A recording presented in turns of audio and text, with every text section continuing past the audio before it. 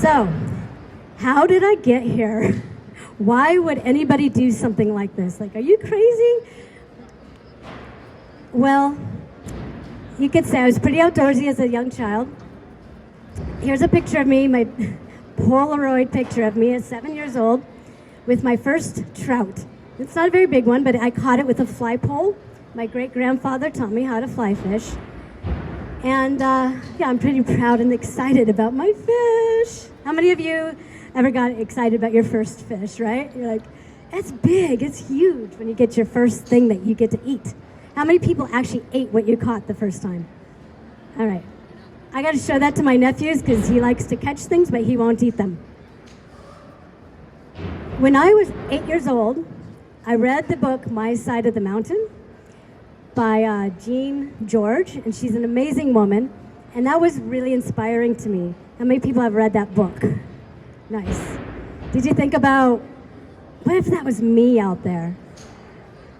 So that book is about an 8-year-old boy who runs away from home out into the Catskills Mountains, and he does everything he can to survive. And when I read that book, I was like, I want to do that. I want to go out with nothing but my knife and survive, and I can do that, right? Another book is Hatchet, which is more the younger generation version. So has anybody read that one? Okay, good, yeah. You can relate, same thing.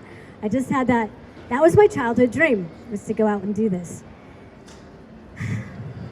So you could say I was preparing for my time on alone for 50 years. I was 57 when I went out.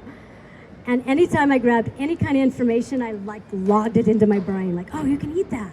Oh, and I built shelters all the time. I won the shelter building contest in 5th grade. Yes, that was me. And I loved it. I was just that's who I was. I was very passionate about it. And it wasn't until I was an adult where I learned that they actually have primitive skills gatherings. I didn't know that till 2006. And so I went and I was like, that's my tribe. And I've been learning ever since. I've been an instructor ever since. I jumped right in.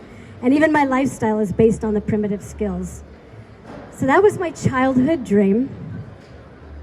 Next, but then I'm an adult now, right? So I have an adult dream. And my intention for going on the show was not so much about how to survive. I'm a pretty spiritual type person. And so my adult self wanted to see how deep can I connect with the land and the ancestors of the land.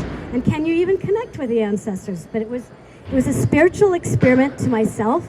Like, let's see how deep we can go without modern conveniences, without any distractions, no one to take care of. It's just me and the wild. Let's see where we can go with this, spiritually and emotionally. And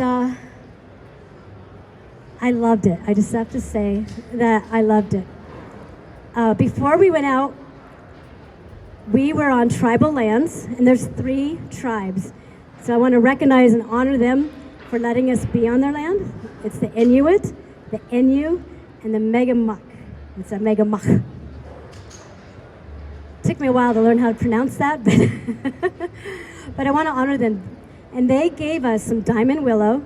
We met with them in orientation camp, and their advice to us once we did this little talk, they're like, they thought we were crazy, and they said, don't waste your time, build your shelter.